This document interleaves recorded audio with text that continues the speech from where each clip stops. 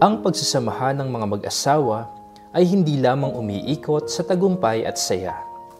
Kalimitan, sila ay sinusubok rin ng mga paghihirap. Ang sakit ng isa ay ramdam ng kanyang kabiyak.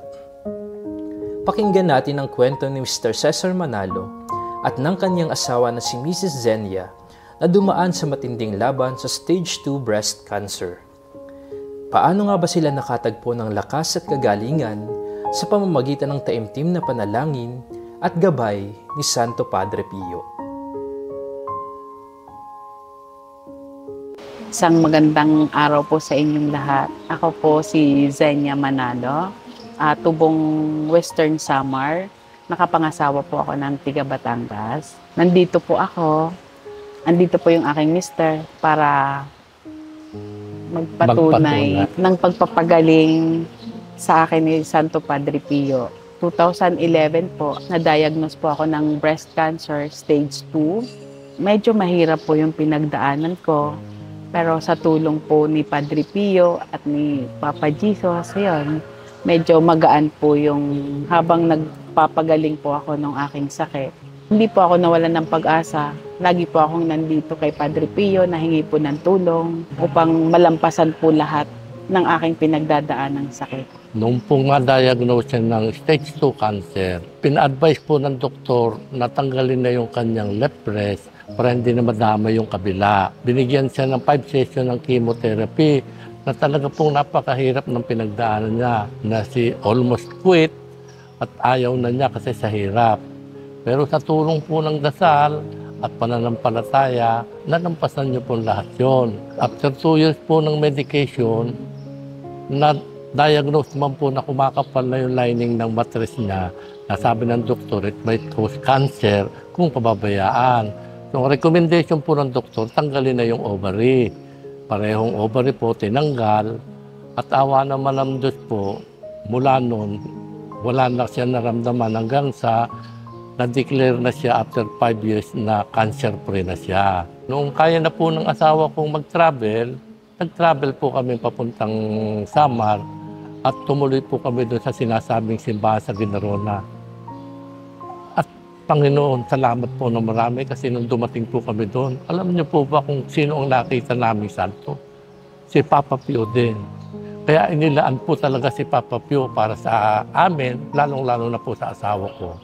Ilang taon na po siyang cancer-free mula po noong 2016 hanggang sa ngayon po. Hindi po kami lumiliban ng pagsasimba dito kay Padre Pio, linggo-linggo po, every 23rd of the month. At yung misis ko po, every Wednesday, pumupunta po rin sa magsimba. Talaga pong yung pagdarasal at pananalig sa Panginoon Diyos.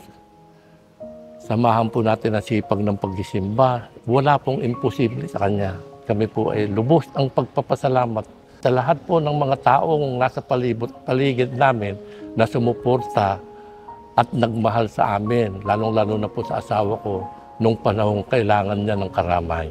Sobrang akong pinagpapasalamat kay Padre Pio. Yung sobrang bigat ng pinagdaanan ko doon sa naging sakit ko, lagi akong napunta sa kanya, lagi akong nagsusumbong sa kanya, nahingi ng tulong. So, yun yung isa kong ipinagpapasalamat na lagi naman pag nauwi ako, ang gaan lang ng pakiramdam ko, parang kasakasama ko siya.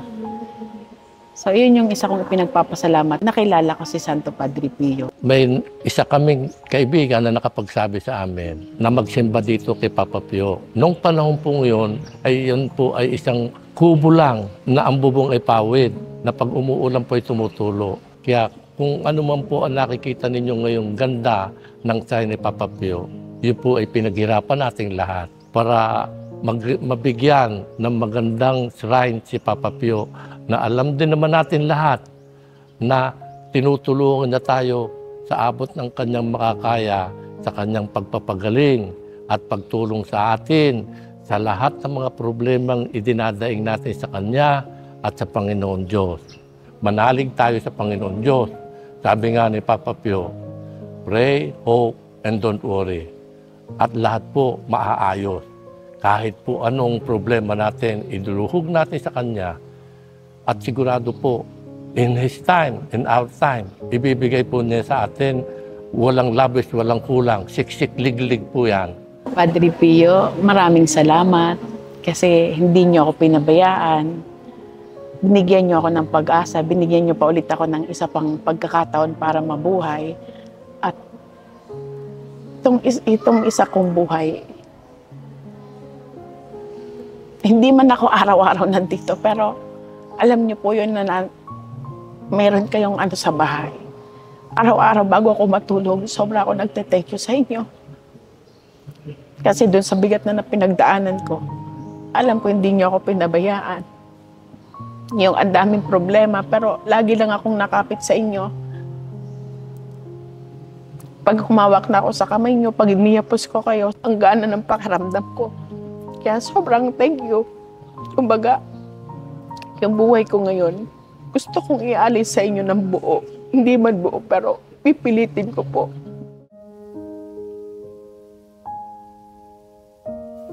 Sa bawat hamon ng buhay, laging may pag-asa, lalo na kapag ang Diyos ang kasama. Ang pagmamahal ng mag-asawa sa pambansang dambana ay kinalugdan ng mapagkalingang yakap rin ni Santo Padre Pio. Ang kanilang karanasan ay paanyaya sa atin na patuloy na manalangin, umasa at huwag mangamba.